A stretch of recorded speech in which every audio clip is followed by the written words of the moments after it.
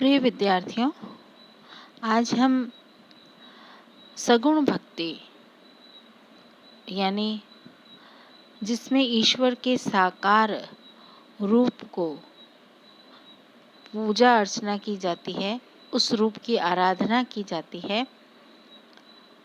भक्त अपने भगवान राम, कृष्ण, दुर्गा, हनुमान या जो भी आराध्य देव हैं, उनका ध्यान करता है और उनकी वंदना करता है। सगुण भक्ति में भी ध्यान, एकाग्रता, भजन कीर्तन, रूप दर्शन, रूप की महिमा का वर्णन, भगवान के गुणों का वर्णन, ये सब आता है। आप सब जानते हैं कि सूरदास कृष्ण के भक्त हैं। कृष्ण जो मुरली बजाते हैं, सुदर्शन चक्र को धारण करते हैं, कृष्ण जो योग का पाठ हमें सिखाते हैं, ऐसे कृष्ण जो अपनी बाल लीला से सबका मन मोहते हैं और अपने योग और ज्ञान के द्वारा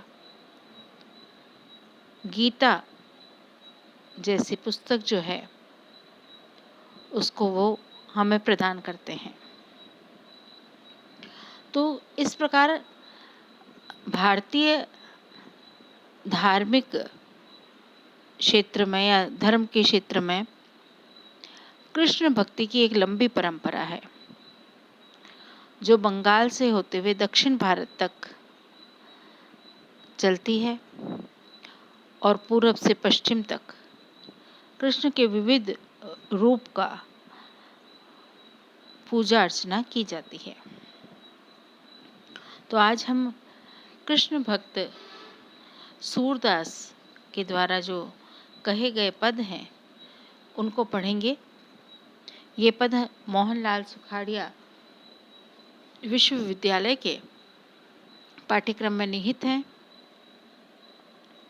आप सब जानते हैं कि सूरदास के बारे में बहुत सारी किंवदंतियां हैं कि वे जन्मांध थे।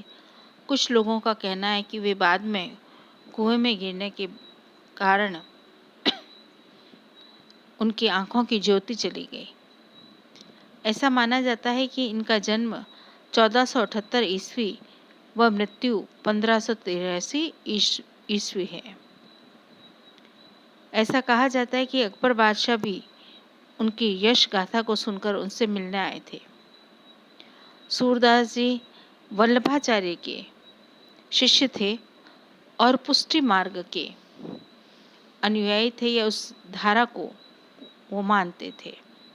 सूरदास जी ने सूर सारावली, सूर सागर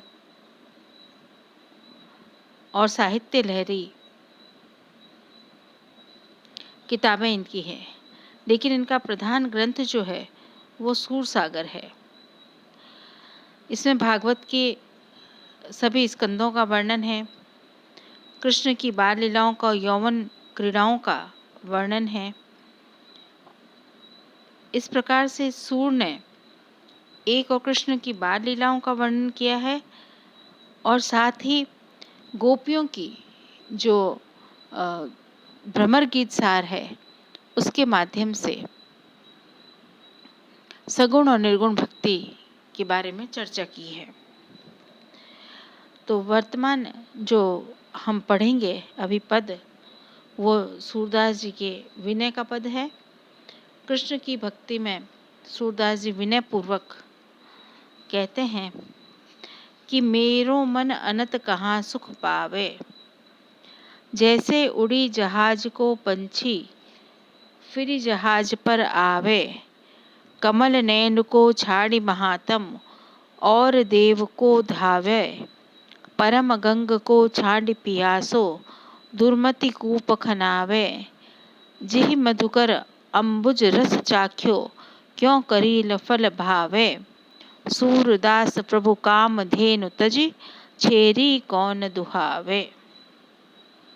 अब प्रस्तुत पद में सूरदास जी कृष्ण के प्रति अपनी अनन्य भक्ति को प्रकट कर रहे हैं और वे कहते हैं कि जब कृष्ण जैसे भगवान मेरे आराध्य हैं तो उनको छोड़ करके मैं कहीं अन्य क्यों जाऊं।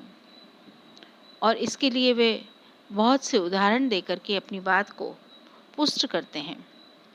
मेरो मन अनत कहाँ सुख पावे, अनत यानी अन्यत्र, कि मेरा मन जो है वह कृष्ण भक्ति के अतिरिक्त अन्य कहाँ सुख को प्राप्त कर सकता है।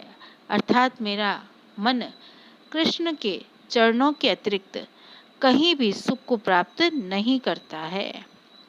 जैसे उड़ी जहाज को पंछी फिर जहाज पर आवे, जिस प्रकार से जहाज का पंछी उड़ करके पुनः जहाज पर आ जाता है, उसी स्थान पर आ जाता है।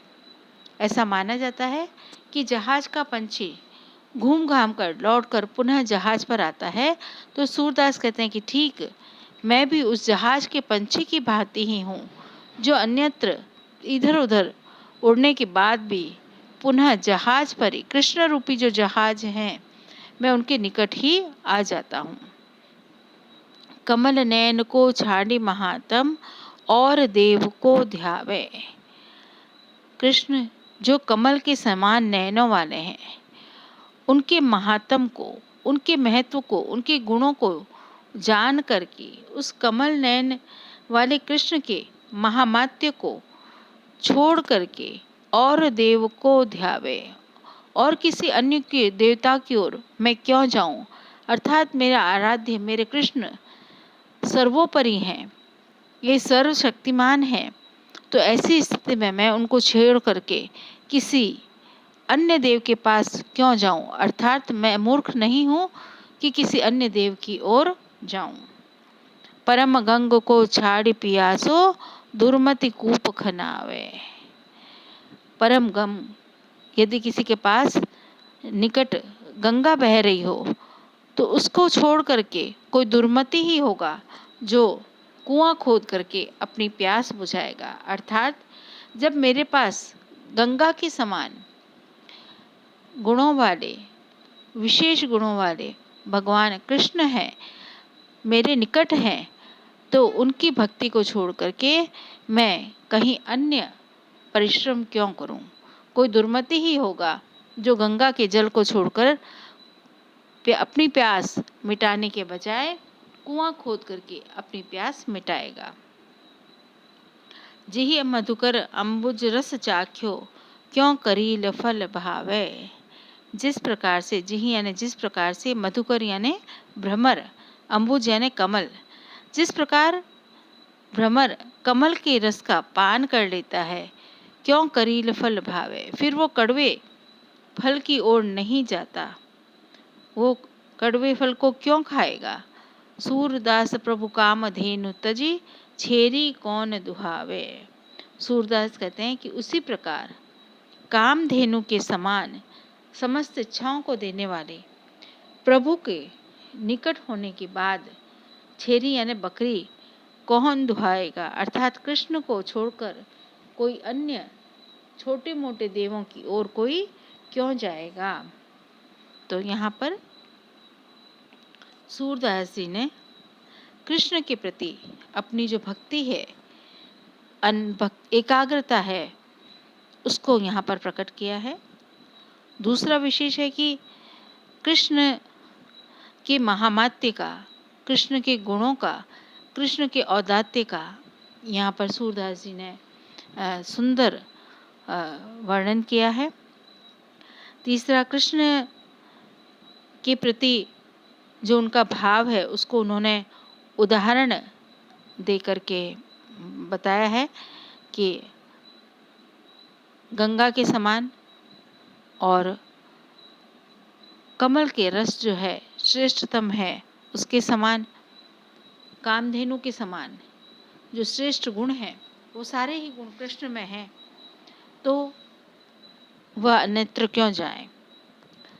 कमल नयन के द्वारा कृष्ण के जो सुंदरता है उसको अभिव्यक्त किया है। इसमें अनुप्रास अलंकार है, रूपक है और सुंदर ब्रज भाषा में इस पद की रचना हुई है। धन्यवाद।